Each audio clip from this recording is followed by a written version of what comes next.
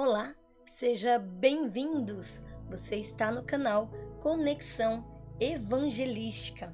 Seja muito bem-vindo, seja muito bem-vinda a essa família que se conecta ao Evangelho, né? Onde a Bíblia, a palavra do Senhor, transforma vidas. Se você é novo, é nova por aqui, nós estudamos, né? Os livros bíblicos. Estamos estudando agora o livro de Atos e esse será o capítulo 3, Atos capítulo 3. E nesse capítulo de Atos 3, né, nós vamos ver que é apresentado um dos primeiros milagres feitos pelos apóstolos, depois de estarem cheios do Espírito Santo, e o impacto dessa ocasião para a multidão. Então, desde já, eu te convido para ficar comigo aqui até o final deste vídeo, para que a gente estude aqui juntinho, então, todo o livro de Atos 3, todo o capítulo. E também, eu já gostaria de te convidar para que, se você ainda não é inscrito no canal, se inscreva, ative o sininho, né? Aquela sinetinha que tem aí, para que você receba a notificação todas as vezes que tiverem vídeos novos no canal. Então, nós temos vídeos toda terça-feira, sempre dando sequência, né, ao estudo do livro. E vamos lá então para Atos 3. E antes da gente iniciar aqui o estudo, vamos orar, vamos entregar esse momento a Deus. Senhor, muito obrigado, Pai, pela oportunidade de mais um estudo, pela oportunidade, Senhor, de estarmos reunidos, Senhor, na Tua presença para aprender mais da Tua palavra, Senhor. A Ti damos toda a honra, toda a glória. Aqui, Pai, tudo é para Ti, Senhor, tudo é para a Tua honra, para a Tua glória, Pai. Seja conosco nesse momento de estudo. Espírito Santo, você tem liberdade aqui, liberdade no ambiente onde a pessoa estiver, Pai, assistindo, ouvindo esse estudo, aprendendo mais da Tua palavra, reservando, Senhor, esse tempo para estar na Tua presença. Que o Senhor venha abrir o nosso entendimento, os nossos ouvidos, o nosso coração, que venhamos nos quebrantar com a presença do Espírito Santo. Por isso eu oro, te agradeço, em nome de Jesus. Amém. Então, como eu estava dizendo, aqui no capítulo 3, né, nós vamos ver que Jesus, ele tinha dito, né, que os sinais iriam acompanhar os apóstolos e confirmá-los como suas testemunhas em Jerusalém, Judéia, Samaria e até os confins da terra. Por isso, diante de um homem aleijado, que nós vamos ler já logo mais, na entrada do templo, Pedro e João não titubearam pela autoridade do nome de Jesus e o curaram.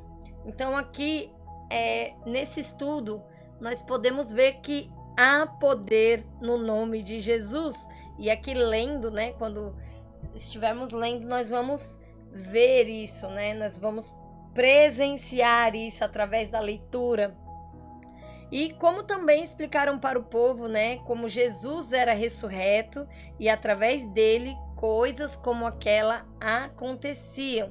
Então, inúmeras pessoas foram impactadas pela mensagem do Evangelho e levadas ao arrependimento naquele dia, deixando ensinamentos essenciais para o seu relacionamento com Deus e com o próximo.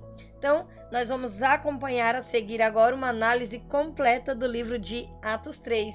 Vamos mergulhar mais nesse importante estudo sobre a igreja primitiva. E vocês são meus convidados. Então, sem mais, vamos aqui dar início.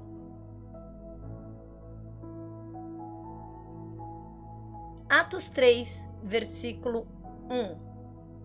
E Pedro e João subiam juntos ao templo à hora da oração, a hora nona. Então, aqui a gente vai ver, né, que só dando mais uma, antes de eu seguir aqui no versículo, Lucas, ele contou, né, em Atos 2, no estudo passado, que inclusive está aqui no canal, você tem acesso, né, você pode voltar aí para assistir. conta como a igreja foi formada pelo dom do batismo do Espírito Santo. Então, em Atos 2, que é o capítulo anterior a esse, vem falando sobre a importância, sobre como foi formada, né, a igreja, o dom do batismo do Espírito Santo, e se reuniu em torno do ensino dos apóstolos, né? Já aqui em Atos 3, a gente vai ver o início, né, da narrativa dos exemplos do ministério dos apóstolos em Jerusalém, né? Muitos sinais, maravilhas aconteciam entre eles porque viviam em comunhão entre si com Deus. Então a gente vê como a comunhão é importante. Então eles deram continuidade ao ministério de Jesus e agora falavam e demonstravam o reino pelo nome dele, né? Pelo nome de Jesus. E dessa vez, quem foi impactado pelo poder do nome de Jesus foi um aleijado de nascença. E essa situação de invalidez já havia mais de 40 anos. Isso nós vamos ver no capítulo adiante, né, que é Atos 4:22. E o máximo foi feito para ele, pelas pessoas, era colocá-lo na porta do templo para ele pedir esmolas. Então ninguém fazia nada além daquilo. E todos conheciam aquele homem e sempre o viam ali sentado, pedindo recursos para poder sobreviver. E o que fez espanto de todos ser ainda maior diante do milagre ocorrido. Então, a gente vê aqui, né, no versículo 1, que Pedro e João subiam juntos ao templo à hora da oração. Então, Pedro e João, eles estavam indo ao templo para mais uma vez estarem em comunhão com o Senhor. Isso porque uma vida de oração era uma das premissas dos eventos extraordinários promovidos pela igreja primitiva. Então, a gente vê que sim, é necessário. Hoje eu vejo muita gente dizer eu tenho Deus, eu tenho Deus em casa, eu sou uma pessoa boa, eu não vejo a necessidade de igreja, porque a igreja é isso, porque a igreja é aquilo, e a gente arruma 10 milhões de desculpas para a gente querer fazer as coisas, né, do nosso jeito. Quando, né, a questão do templo, de ir ao templo, gente, é mais antiga do que o que a gente imagina. Deus ordenou que fizesse o tabernáculo, um lugar para que se reunisse ali na presença dele, tinha a Arca da Aliança. E Jesus ia a templos, sabe? Jesus ia às sinagogas. E aqui a gente vê que quando Jesus partiu, ele não disse para os apóstolos: olha, eu vou encher vocês de poder, cada um vai para o seu lado, vocês podem orar em casa mesmo, cada qual na sua, que vocês agora estão com o poder do Espírito Santo e assim dá certo. Não, isso fica muito claro aqui quando a gente lê o livro de Atos.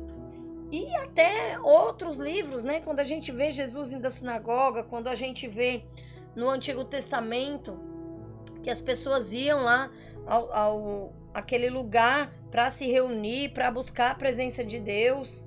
Então, gente, se reunir é necessário. É necessário que eu tenha minha comunhão com Deus em casa, mas é necessário também que eu busque em comunhão com os irmãos. Então, olha, juntos, Pedro e João subiam juntos ao templo, a hora da oração. Então, eles tinham essa oração do dia, todos os dias uma oração, sabe? Nós precisamos fazer isso ao acordar, ou sei lá qual momento que você vai tirar para orar, para falar com o Senhor, para ter esse momento de comunhão, mas nós precisamos. E a gente precisa ter essa oração.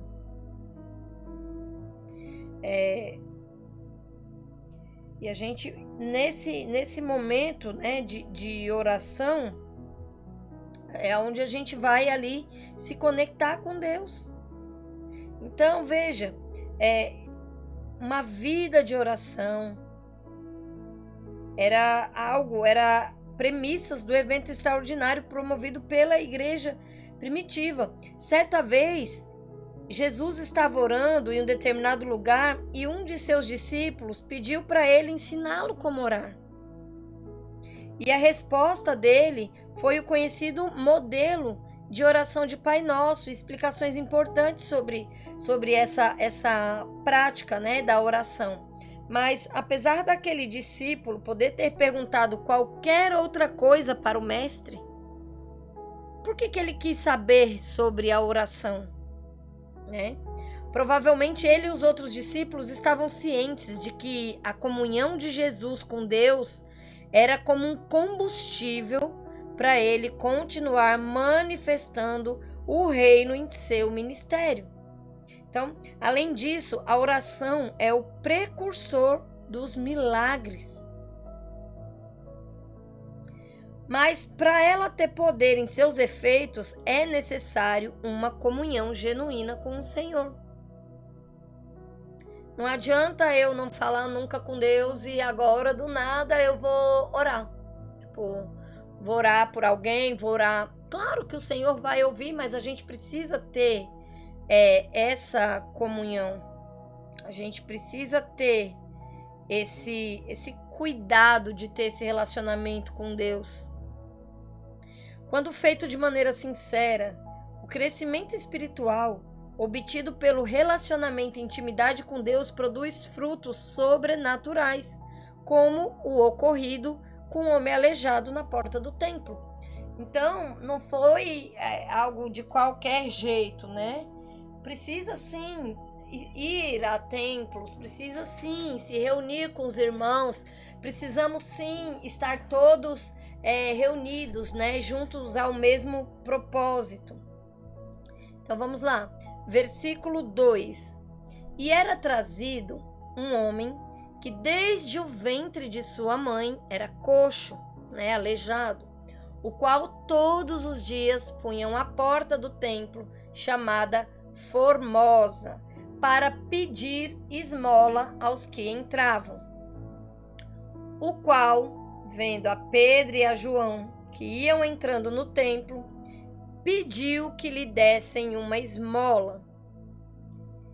Versículo 4. E Pedro, com João, fitando os olhos nele, disse: olha para nós. Versículo 5.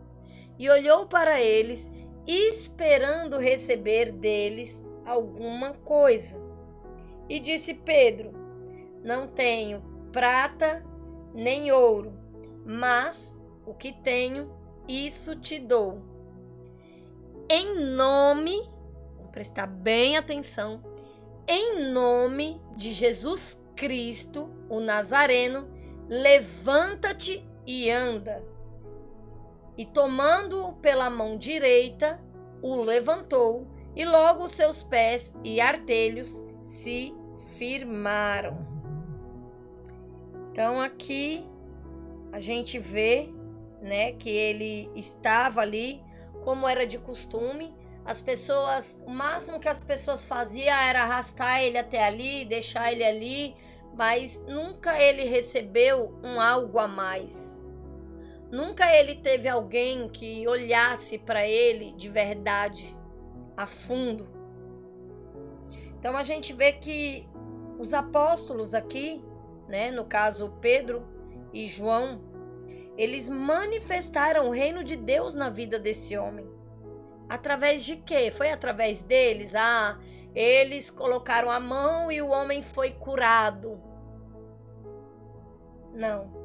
Através do nome de Jesus. Há poder no nome de Jesus. Não foi em nome de Pedro, não foi em nome de João. Ele não diz, olha, em meu nome, levanta-te e anda. Não. Em nome de Jesus Cristo de Nazaré. Levanta-te e anda. Então, embora não tivessem ouro ou prata, que era o que aquele homem estava esperando. Aquele homem, ele não estava esperando algo espiritual. Ele estava esperando as moedinhas de prata, porque ele já estava ali há tanto tempo. E ele não conseguia enxergar algo para além daquilo. Ele jamais esperaria que ele seria curado. Então ali sim, ele estava esperando, né, que Pedro e João dessem a ele alguma coisa nesse sentido, né? E eu imagino a cara que ele deve ter feito, né, quando Pedro talvez tenha se abaixado, né, porque fitou nos olhos. Então, quando Pedro olha e fala: ei, eu não tenho ouro e nem prata. Então, talvez no início dessa frase, o cara, ele já deve ter perdido a esperança. Cara, esses caras não vão me dar nada, tipo, sabe? E aí Pedro continua: mas o que eu tenho te dou. Então foi algo muito além do que aquele homem esperava. Porque muitas vezes nós vivemos a nossa vida, né, por assim dizer, esperando o rotineiro, esperando ser aquela mesma coisa todo dia. Quando a gente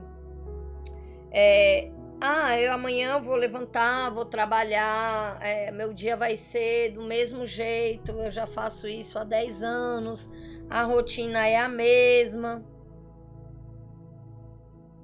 E aí é onde Deus muitas vezes surpreende. E aí é onde Deus muitas vezes faz aquilo que nós não estamos esperando. É onde Deus traz a cura, é onde Deus traz a transformação. Então, todos os dias ele se deparava com a mesma situação, de se encontrar ali na porta do templo para pedir esmola aos que passavam. Porém, a miséria daquele homem se torna em alegria um dia, né? E o que mais é interessante dessa passagem é a quantidade de detalhes sobre aquela situação. Certamente Lucas, né, que foi o escritor de Atos, ele sabia como era a situação daquele homem e escreve com precisão e clareza, creio eu, deixando que os detalhes necessários para que pudéssemos aprendermos. Veremos então como ocorre aqui, né? A cura divina, não vinda do homem. O ser humano pode conquistar riquezas, regalias, porém somente Deus tem o poder sobrenatural de transformar vidas. E foi pelo precioso sangue de Jesus Cristo que aquele coxo firmou os tornozelos. E não era por causa dos apóstolos que estavam subindo ao templo, mas sim pelo que estava dentro deles, ou seja, o Espírito Santo da verdade. E todos os dias se deparar com a mesma situação era comum na vida daquele homem. Era comum. Até aparecer pessoas usadas por Deus para alterar aquela condição. Ei, eu e você podemos ser usados. Sim, para curar pessoas. Eu e você, se nós fomos cheios do Espírito Santo, se nós já aceitamos Jesus como Senhor e Salvador, se nós já nos batizamos, já morremos para nós mesmos, já renascemos do Espírito, já somos cheios do Espírito Santo, o que é que impede eu e você de viver isso? O que impede, às vezes, é a falta de relacionamento com Deus, a falta de oração, a falta de comunhão. O que impede é, muitas vezes, a gente estar como esse homem, que se depara todo dia com a mesma situação, que se detém no comum. Mas a gente não pode ficar no comum. Nós temos que ser essas pessoas usadas por Deus. E às vezes, através da palavra que a gente leva, aquela palavra, o Senhor, através daquela palavra, transforma aquela vida. Porque quem transforma é o Senhor. Nós só precisamos estar disponíveis, nos colocarmos na brecha, nos colocarmos no lugar, deixar que o Senhor, de fato, nos use nas situações. Que sejamos nós essas pessoas que vão trazer, que vão levar a palavra do Senhor e que vai ali ser uma ponte entre o Senhor e aquela pessoa, para que o Senhor venha transformar aquelas vidas, venha transformar condições. Por isso que você e eu podemos ser os que são usados por Jesus para levantar a salvação, a felicidade e outras coisas semelhantes que somente o nosso Mestre pode proporcionar por intermédio da minha e sua vida, principalmente se você deseja ser uma pessoa que prega a palavra de Deus. Continue lendo, aprenda mais sobre essa passagem. Vamos aprender mais e mais e mais. Então, o mundo carece hoje ver o mesmo Cristo do primeiro século ainda, fazendo bem, curando todos os oprimidos do diabo. Que o diabo, ele oprime as pessoas, e as pessoas precisam ser libertas, precisam de cura, precisam verdadeiramente encontrar com Jesus, e ele liberta de tudo isso. O esfarrapado, o coxo, não podia entrar no templo para adoração, por isso que ele ficava na porta pedindo dinheiro. A lei o impedia, de entrar. E hoje acontece o inverso. Existem muitos coxos espirituais nas igrejas porque não creem no poder do nome de Jesus. A incredulidade os impede de verem os milagres acontecer, porque Jesus é o mesmo hoje, ontem e eternamente. Assim como diz a palavra em Hebreus 13:8. Jesus, ele é o mesmo ontem, hoje, para sempre. Amém. E é isso, e a gente precisa crer.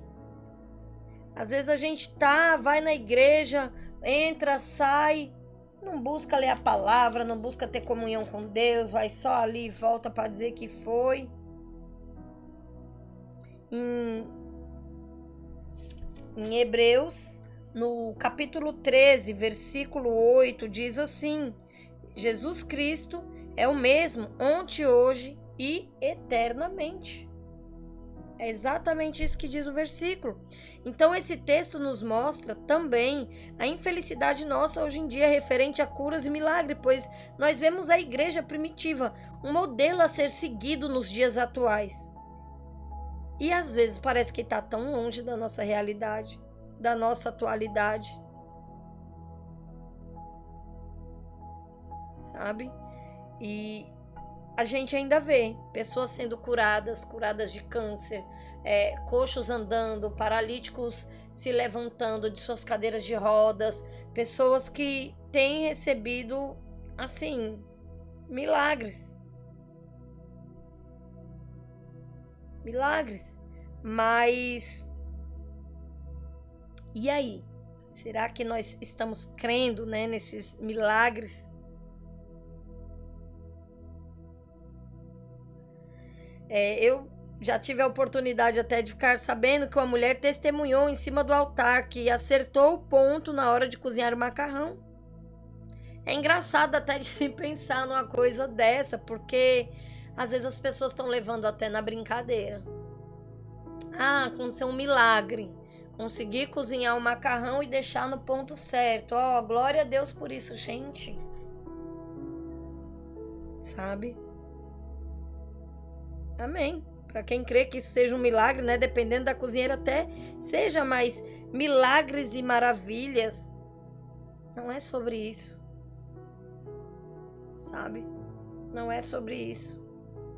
Então, ao analisar a situação dos judeus naquela época, nós percebemos que não importa quantas vezes subiam ao templo para orar.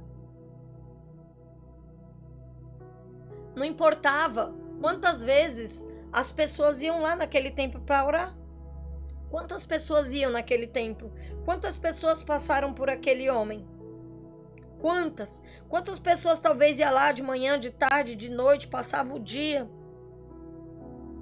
Ninguém foi capaz, por intermédio de Deus, de oferecer uma ajuda espiritual para aquele homem. O mesmo acontece nos dias atuais. Nós vivemos em tempos, né, que as igrejas estão, às vezes, cheias de si, querendo engordar os seus membros, mas se esquecendo do que está lá fora. Os carentes de uma ajuda espiritual. São todas. Não. Existe sim aquelas que se preocupam, aquelas que acolhem, mas também nós sabemos que existe, né, esse outro modelo que eu disse agora. Então, preocupado em ter muitas pessoas, em inchar, tipo, somos muito grandes, mas e a qualidade? E o alimento espiritual? E o cuidar, né? Então, eu não estou julgando as igrejas, eu estou trazendo para o contexto de que, sim, quantas pessoas passaram por ali, quantas pessoas passaram pela vida daquele homem e ninguém parou para dar uma ajuda espiritual. Então, é mais fácil quando eu dou algo que me sobra, é mais fácil eu dar uma moeda, é mais fácil eu lançar ali qualquer coisa porque eu não tenho um compromisso. Pronto, eu já dei aquela prata, já dei a ajuda daquele homem, tô com a minha consciência tranquila e vou embora, vou fazer minha oração, vou voltar para minha família, e aquele homem continuava ali. O mais difícil é isso, é você querer ter o compromisso, é você querer ajudar verdadeiramente uma pessoa, é você ter o cuidado de estar ali, de estar perguntando, de estar caminhando junto com aquela pessoa, de entregar ali, de revelar o reino de Deus na vida daquela pessoa. Então, hoje a lei não impede ninguém de se achegar a Deus, porque Jesus se fez o caminho. Lá em João 14,6, quando ele fala, eu sou o caminho, a verdade, a vida. Porém, existem diversas pessoas que se desviam dele, porque são coxos dentro do templo.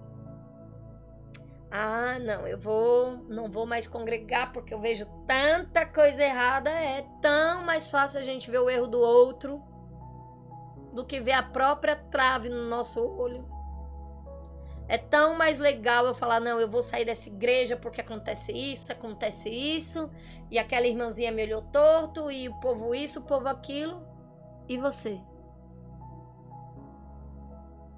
Você tá indo para adorar Jesus?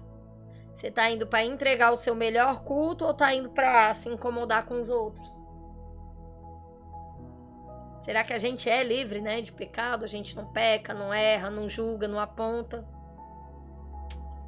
Então, a gente precisa ter esse cuidado, né, para não ser coxo dentro do templo. Nós temos o privilégio de apresentar esse mesmo caminho para todos os irmãos. Então, é isso, sabe? É a gente ter esse cuidado.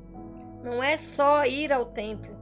É manifestar o reino de Deus por onde quer que estejamos. Eles não tinham nem entrado no templo ainda, estava na porta.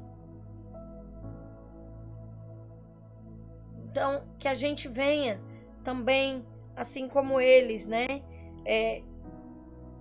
Manifestar o reino de Deus.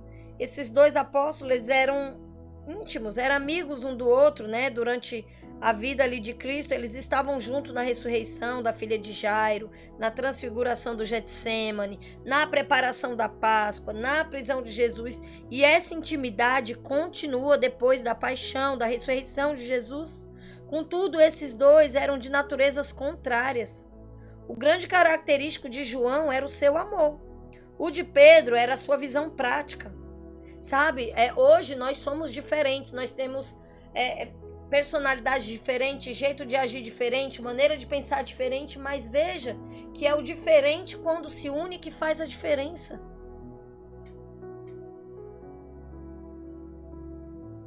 Então, a grande vantagem é procurarmos companhia dos irmãos de natureza contrária à nossa, para colher aprendizado juntos.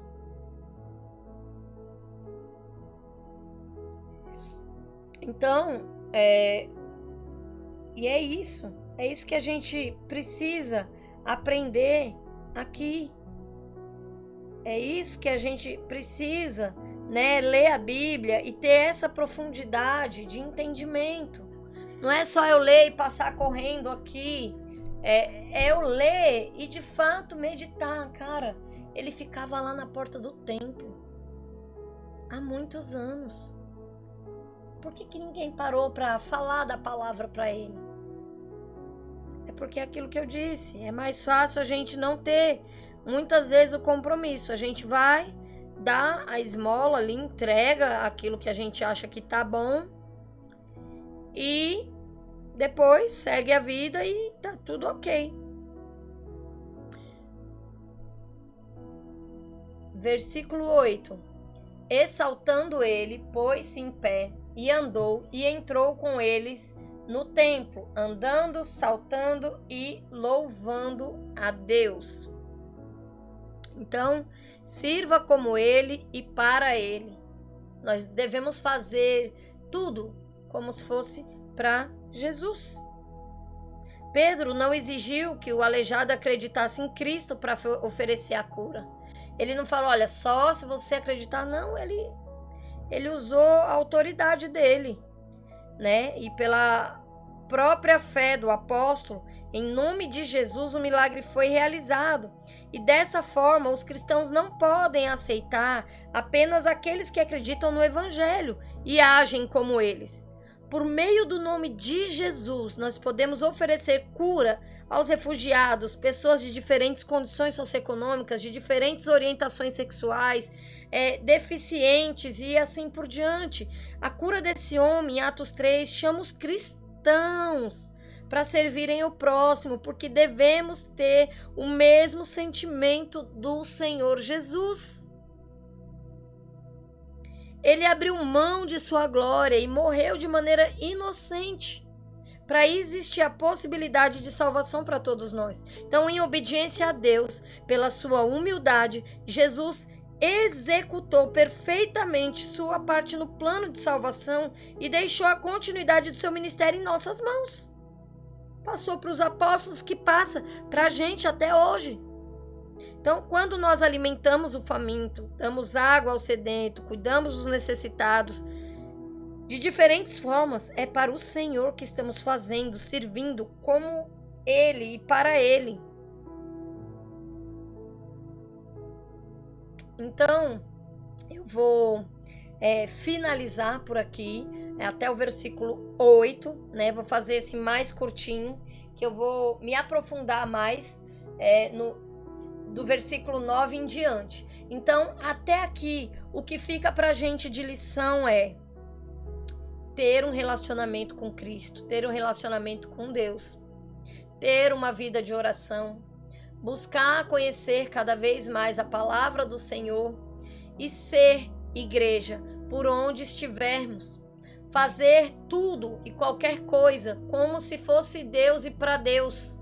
Não como se fosse Deus, porque nós não vamos imaginar que nós somos Deus, porque nós não somos. Somos homens pecadores e falhos, né? Eu vou corrigir aqui a minha fala para as pessoas não... ela está dizendo que a gente é Deus, não. Mas a gente vai fazer como tudo se fosse para Ele. De limpar uma casa, de lavar um banheiro, de levar uma palavra a uma pessoa, de cozinhar, de doar uma comida, de doar um tempo para alguém, de doar um tempo de conversa, de ouvir, de falar, enfim. Faça tudo como se fosse para Jesus. Eu vou colocar aqui algumas imagens, né? Jesus, imagino eu, que tenha feito isso, né? Olhado nos olhos, tenha se abaixado. Pedro, aliás, né? Jesus, eu falo tanto de Jesus que Jesus não sai da mente, né? Glória a Deus por isso. Mas Pedro, eu acredito que ele tem assim como Jesus, né? Toda vez que Jesus ia curar uma pessoa, Jesus ele se colocava ali como igual, ele se abaixava e colocava-se ali na situação de olhar de igual para aquelas pessoas. E aqui, através dessa imagem, né, retirada da internet, a gente vê como se fosse Pedro aqui olhando nos olhos, né, dessa pessoa esfarrapada ali na porta do templo, pedindo, né, essa esmola. E aí ele se abaixa e fala que o que ele tem ele dá, e ele manda então ele se levantar no nome de Jesus, né? E a gente fica por aqui Que a gente venha então refletir, venha meditar, venha gastar tempo mesmo pensando, meditando na palavra do Senhor e no que nós podemos aplicar nos dias de hoje. Então, vamos orar para encerrar. Deus, muito obrigado, Pai, por essa palavra maravilhosa, Senhor. Muito obrigado, Pai, pelo teu derramar do Espírito Santo, pelo espírito de ousadia, de coragem que o Senhor tem derramado sobre nós, Pai. Senhor, que nós venhamos ter, Pai, esse acordar, Senhor, de ser a tua igreja por onde quer que venhamos estar. Que venhamos, Senhor, estar com o nosso coração disponível para sermos usados por ti, pelo teu poder, Senhor. Que nós venhamos ter essa sede e fome da tua palavra, mas não só disso, mas de alimentar aquele que tem sede e fome, não só física, mas espiritual. Que os nossos olhos venham se abrir, Senhor, e que nós venhamos enxergar a real deficiência e dificuldade das pessoas, que não é só física, mas também espiritual. Que nós venhamos ter esse derramar, Senhor, da tua palavra, que nós venhamos se levantar, Senhor, com autoridade do teu nome, para manifestar o teu reino aqui na terra, Senhor. Por isso eu oro, Pai, e te agradeço, Senhor, e desde já eu com a autoridade, Senhor, do teu nome, que vidas sejam transformadas, Senhor, através desse estudo, Pai, através da tua palavra, que vidas venham ser tocadas, que vidas venham ser convertidas, que vidas venham se render, Senhor, aos seus pés, através da tua palavra, através desse estudo, Senhor. Desde já, Pai, eu te agradeço por tudo, abençoa cada casa, cada lar, em nome de Jesus, amém. Obrigado a vocês que assistiram até aqui. Não se esqueça de se inscrever no canal, deixar o joinha, ative o sininho aí para que você receba a notificação de todos os vídeos novos no canal. Estamos por aqui todas as terças, às 20 horas. E comente aqui embaixo, né, de qual cidade você está assistindo, como que você conheceu o canal. E se essa palavra falou com você de alguma forma, deixa aqui nos comentários. Às vezes o seu testemunho edifica a vida de outras pessoas. Então, é isso. Fiquem com Deus. Até o próximo vídeo e tchau, tchau.